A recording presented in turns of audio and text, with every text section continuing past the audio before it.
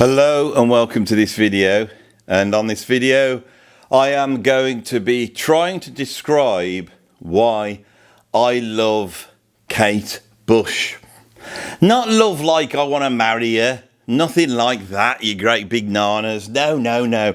I love her music, right? I love her legacy. I love what she represents in the realm of music.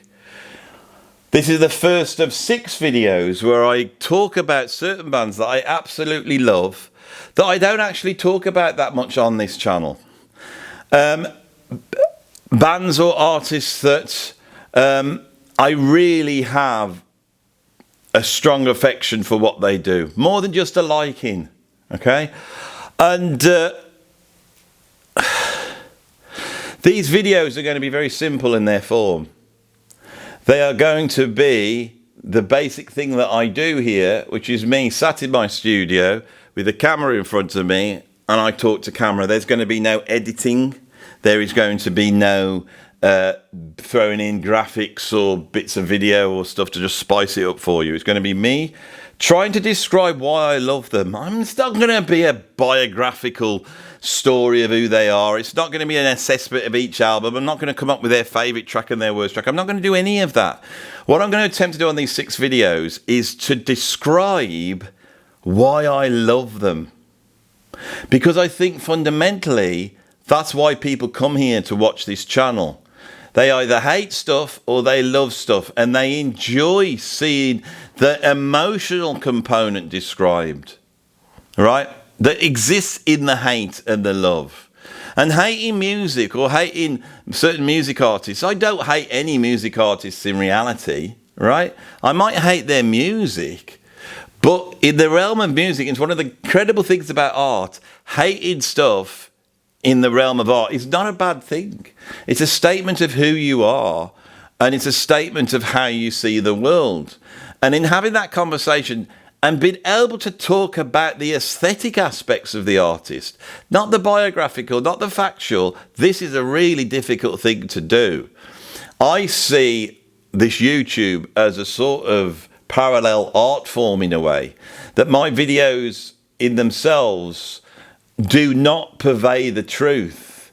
What they are is entertainment, and hopefully within there is an idea or some sort of series of jokes or something which has an effect on the viewer. I'm not trying to impart truth.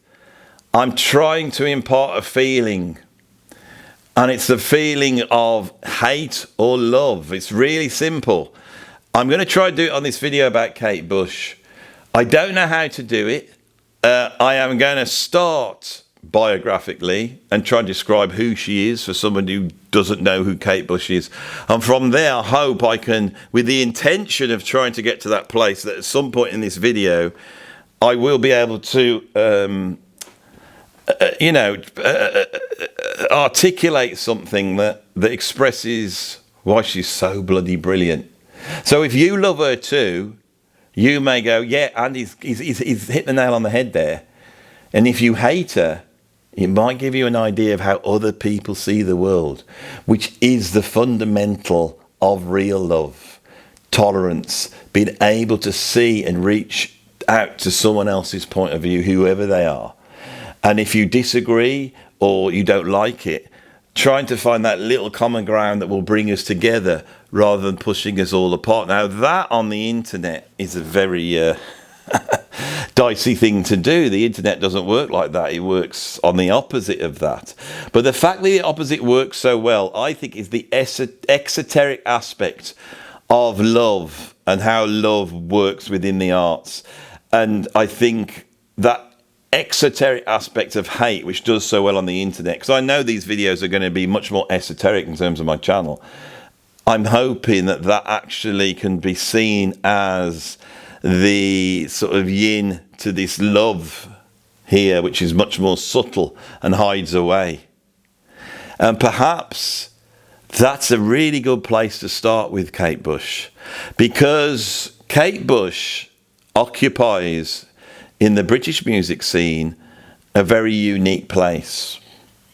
She emerges 77, 78, right? She's 19, 20 years old at this point in time. She is a diminutive, very beautiful, but in a very English rose-like, but with a certain darkness about her. All right? She could easily be a femme fatale. She could easily turn into a vamp, which she does so brilliantly on Babushka. Not only on the song, but the video. So, in terms of pop star material, she's got it all. But in terms of pop artists, we've never had an artist like this. Because she comes out, and although she's in her late teens, she's fully developed as a songwriter. Her first album, when it comes out, which is called The Kick Inside, contains a tune called The Man with the Child in His Eyes, which it could easily be put on a list of the 10 greatest songs ever made. Simple, just piano and vocals, elliptical, strange. It expresses something that you can definitely grab in your hands, you know, the love of because it's about love. But also it describes it in a way which is mysterious. And that yin and yang is what makes her so interesting, especially at the time we're in, because this sort of more esoteric rock music creative genre has just died, hasn't it? Progressive rock has died, and we're into punk now, and the punks have got some other thing going on. But I've always felt that the punks are like the logical naughty child of progressive rock. And I believe that the punks, the British punks, had a much more of an affection for progressive rock than they made out. This will be evidence with John Lydon's absolute love, like myself, for Kate Bush. Why would he love her so much? Why do I love her so much? Because John Lydon understands, not just only understands, but he's one of the great poets within the genre of the English aesthetic. He follows on in the same lineage of as a Wordsworth or an Edward Lear, you know, or a Spike Milligan. He's one of the great British poets. He understands that. So the English aesthetic is very strong in Kate Bush, unbelievably strong. And I believe that's an aesthetic that the world loves. So when she emerges with the first album, what we have is someone who is definitely pop star material, but whose actual art is at once exoteric and esoteric. It contains themes that weren't dealt with the progressive rock musicians. In fact, she goes back to infatuation and love and all these things in a viewpoint which you would expect in a teenage girl, but within that she just fills it with a whole bunch of esoteric mysticism. How could a teenager do this? Well, she does it in a sort of almost Walter Mitty way. She does it in a thing that, in a way which you could describe as completely inauthentic, as this sort of really imaginative middle-class child that she is, you know, well-read, literate. She sort of extends her imagination through, I would love to say, the English literary tradition. I would love to sit here and say that her first single, Wuthering Heights, is remarkable. The first single to come from a British female songwriter and go to number one in this country. And this is bizarre. It's full-on prog. It tells the story of Wuthering Heights, but through the eyes of the ghost of Cathy. And she, who has trained her voice, trained her harmonic knowledge, trained her piano playing, even trained her dancing in the movement to be able to occupy these different sort of archetypical characters. She does this through the changing of her voice. So her voice becomes like a ghost. Her voice becomes like the wild winds that you would expect to hear, running across the moors in Wuthering Heights late at night. The sort of whistling sounds that perhaps had driven Heathcliff mad. Is that Cathy on the moor shouting and singing and calling me? Or is it just a wind? And that is evidenced in the book. But of course, she didn't get it from the book, did she? She got it from the great Merle Oberon, Laurence Olivier film. She had grown up she's 10 years older than me, but she had grown up with an imagination piqued by this new thing that was happening here in the UK, where films were now being seen, old films were being bought up and seen on television. And it was those films.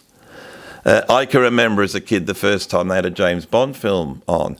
I was probably about 8 at the time, so we're probably talking about 1976, and they were putting on Dr. No that had come out in 1962. It was a long wait for a film to come out. So the films you saw was like Wizard of Oz at Christmas, Wuthering Heights with Laurence Olivier, a whole bunch of things like that. The Ghost of and Mrs. Muir was another favourite that I grew up watching.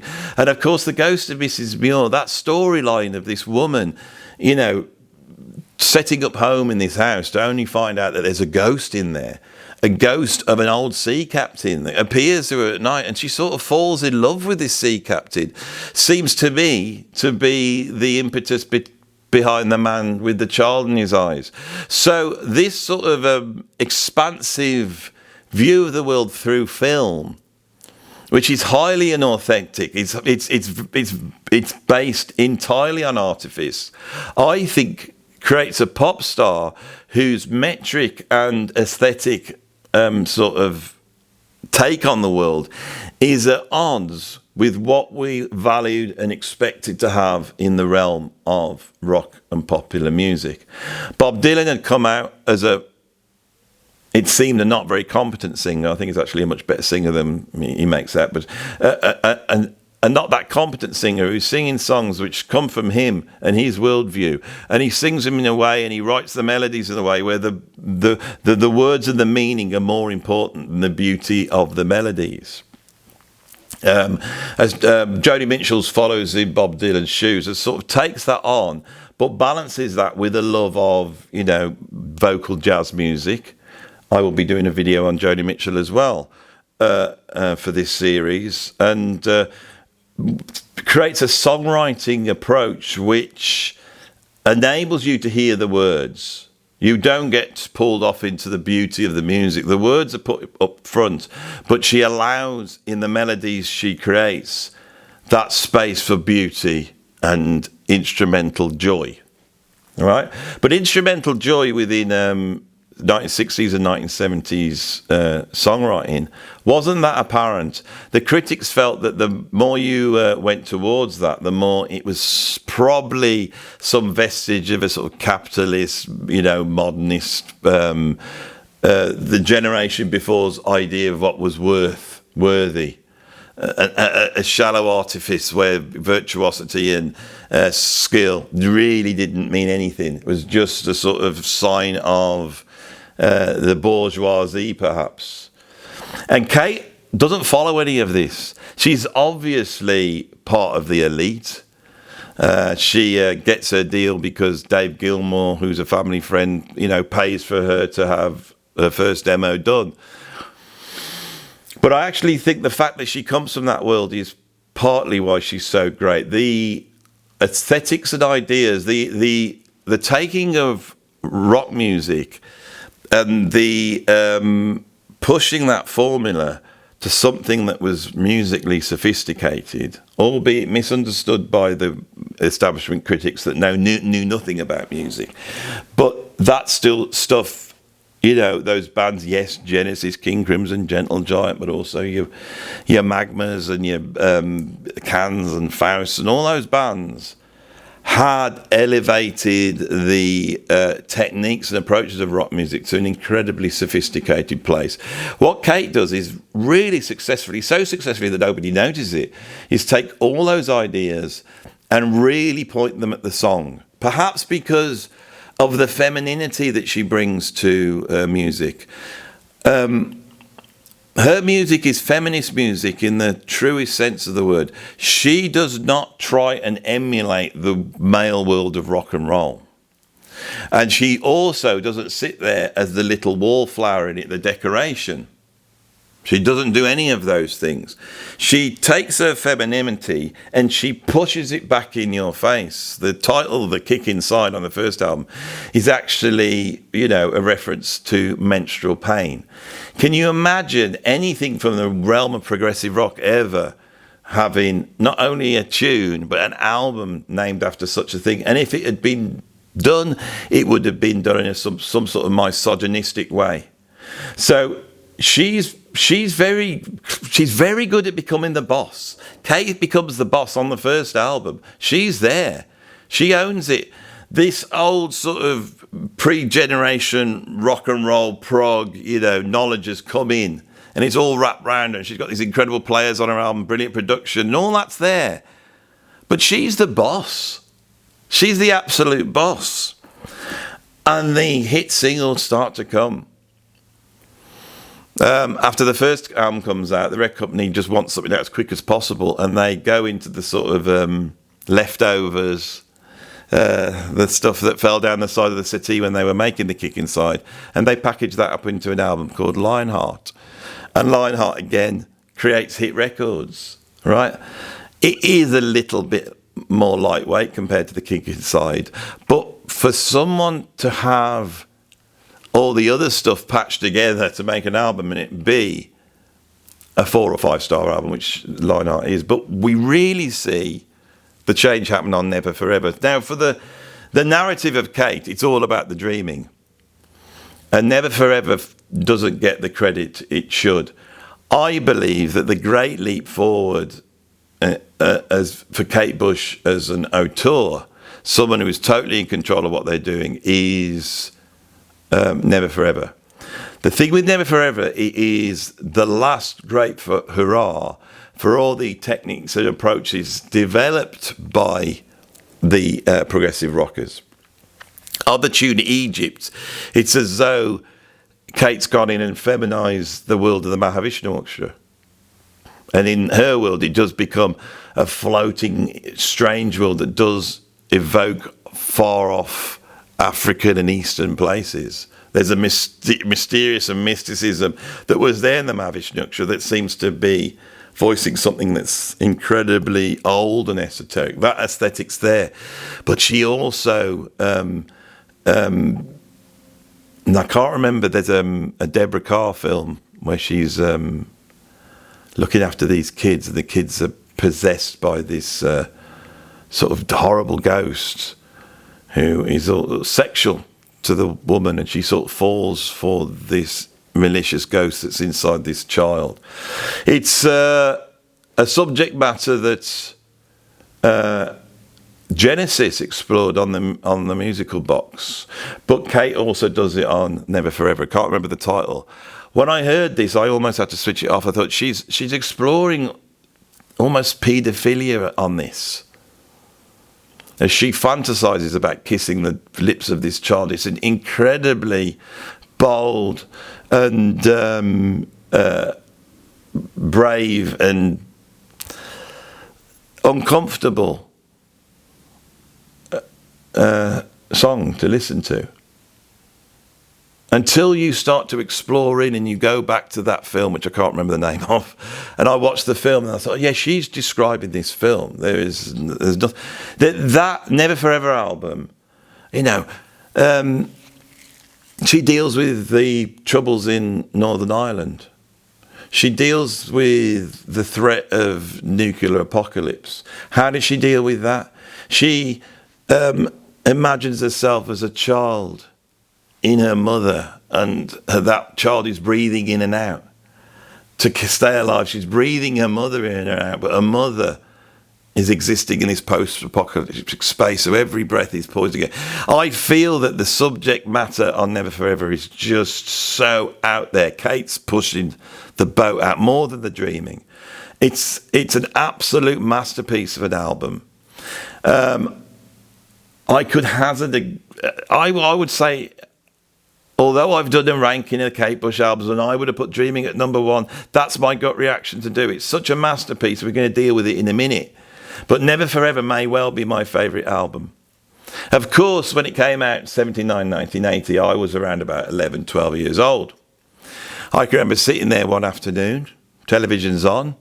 Oh, there's new records coming out, some programme. There wasn't a music programme, it just had a section in it where they, discussed new records coming out. Kate Bush has got a new album out. Oh, that's the one who just screams in the high voice, isn't it? Oh, I don't know what to make of her. That was really what it was like. That she impinged the nation's consciousness here so greatly that there were, mainstream television skits of her on I think, was it Faith Brown did it? Obviously not the 9 o'clock news did a skit of that. I feel like there was another one. She really did. Unlike many progressive rock artists, she really did come in and grab the nation's cultural view. She was a part of it, Kate was. And so the Babushka, the new single that gets played on this TV show I'm watching, I'm about 11 or 12 years old, and she comes out and she's dressed in this sort of almost like a widow. And she's got a cello with her. Cello's an interesting instrument because it's sort of very feminine and masculine, like electric guitar. It evokes a certain sound which is very soothing, but it could also evoke the idea of the slashing of the knife in Psycho. That type of thing. Those F-holes slit in the side, and she's holding, it's a double bass actually, and she's using that as a prop, and she's dressed as like this widow. She's a widow not because her husband's died, but because her husband's gone. Her husband's no longer there for her. So she concocts this plan to become the femme fatale, the ultimate femme fatale. And suddenly the video, as she becomes that, it almost like spins out and she's there. Kate Bush's idea of female sexuality writ large. Right? And what is it? It's like a Viking queen. She's jumping around, lots of flesh is on show. She's wiggling her hips in a very sexual manner, but it's her eyes. At 11 and 12 years old, I think I was about 12, I imagine, I remember watching this video and having the realisation that I couldn't put into words, and I'm still not sure whether I'm comfortable enough to put it into words here. Women had a power, and that power was seductive but also frightening. That there was a sexuality that existed that I wasn't aware of, and it was a put on. It was created by the woman. They didn't just have it, like they weren't embodying it. As I grew up and put films by Marilyn Monroe on, who is a huge hero of mine. I think she's an incredible actress. And she invents this sort of naive, wistful sex pot, who has the unknowing effect on men, as she sort of innocently goes through life. But she's 100% aware of this. But it's manufactured. It's created. And it promotes an idea for me that women are complex, scary creatures. That it's probably best to have nothing to do with everybody. If there's any young people watch this channel, we've got into this salacious. I don't normally go into these sorts of areas, do I? Yes, best to be avoided with at all costs. So this can't be, I think, divorced. All the men of my age who go, I love Kate Bush. Yeah, do you love her? Yeah. Do you love Metallica? Yeah, I like Metallica. They're great. Bloody love Master of Puppets. Yeah, really good album. What about Aldi Meola? Well, I love Aldi Meola. He's brilliant, isn't he? He's great, yeah. Race with the Devil on Spanish. What about Kate Bush? Oh, I love Kate Bush. Oh, I love Kate Bush. I love her so much. We've all been drawn into her spell. The dreaming is important because I feel that Peter Gabriel comes in, decides to have bloody lot let his drummers have any cymbals, and buys himself a Fairlight computer, and he gets the credit for doing all this stuff. Phil Collins is also doing it on face value, to me, in a way which is even more profound.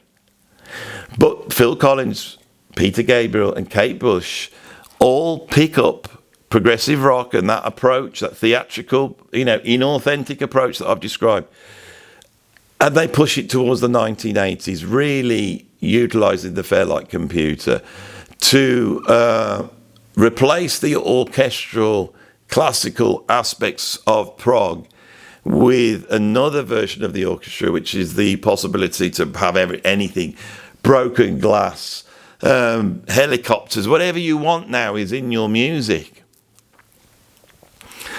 Kate Bush at this point decides to produce herself. How old is she at this point in 1981? She's 23 years old.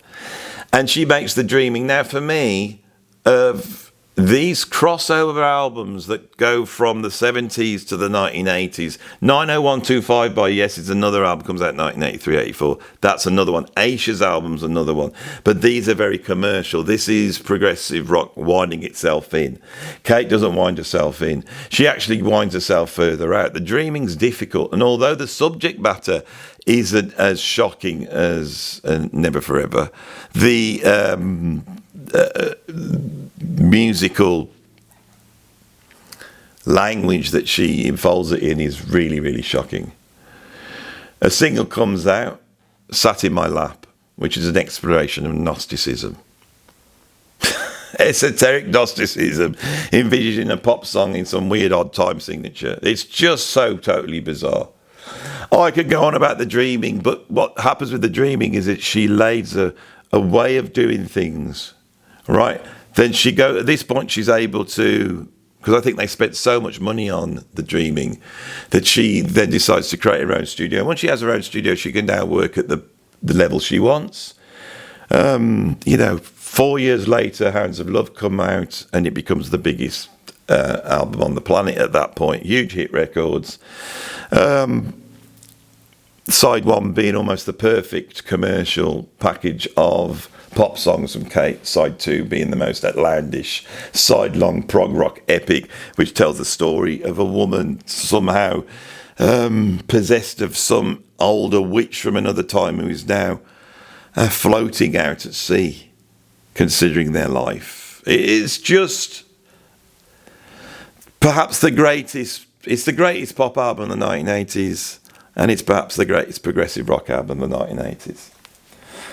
Kate disappears a few more years. I am now coming into adulthood, and I remember waiting for The Sensual World to come out. First single comes out, there she is dressed like a sort of medieval princess, walking through some sort of ethereal but dreamlike English forest, recounting the ideas in musical terms that we have in, what would it be, in James Joyce, in the book that describes one day. I can't remember, not Ulysses, but whichever one that one is.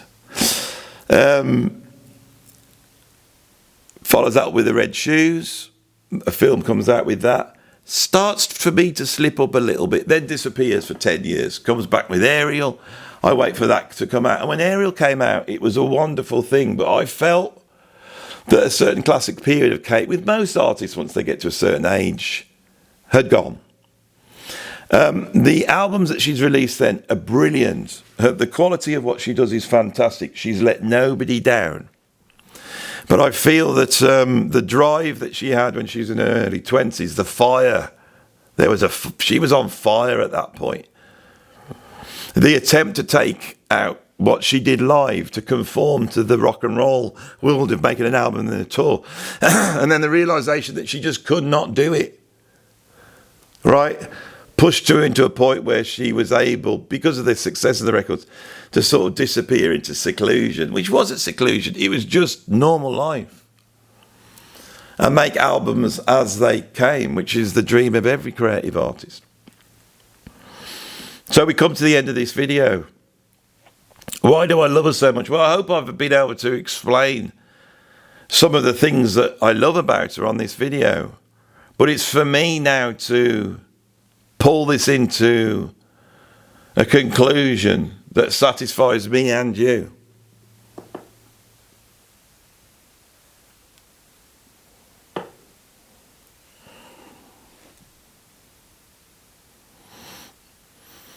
I think with Kate, the reason why I love her, and I can only speak to myself, is that every expectation you have of a pop star making commercial music and having hit records, but also every expectation you have of an artist making stuff that doesn't have hits, that is much more niche and is even cult. These incredible bands like Gong and Frank Zappa and Cardiacs who seem to create their own world but away from the mainstream. In a way, Kate Bush embodies both, and she balances both. On that idea of yin and yang, the very idea that I think is why art exists, to try and balance two competing ideas, often ideas from the exoteric and the esoteric. Kate does this without trying. She is just that. Why? Because she's brave enough to use her imagination. And she's not stupid enough to fall for the lie of authenticity that exists in the narrative that surrounds popular music. And in that regard, she is unlike any other artist. So she bypasses the bullshit.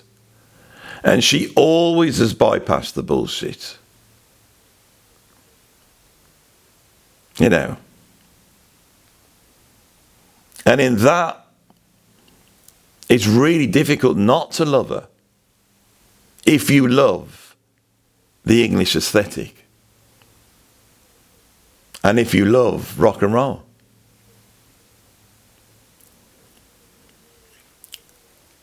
In terms of British songwriters, I think there's only Paul McCartney, maybe Elton John, maybe David Bowie. Now, David Bowie's not as great as Kate.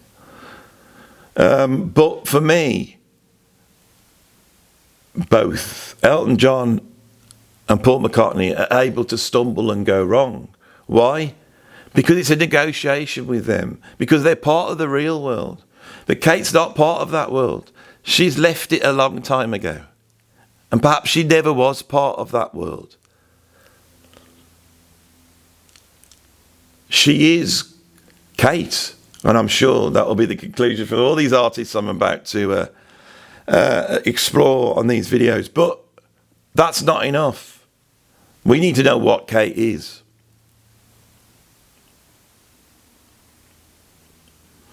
It's true feminine energy writ large in the realm of rock and roll. That's what she is. True feminine energy. Which perhaps there's never been a female artist ever able to balance that in the way she has.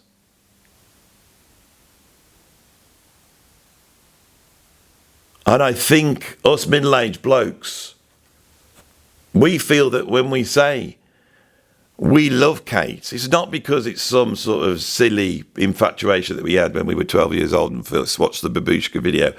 That's in there. But it could well be an omission of our feminine side.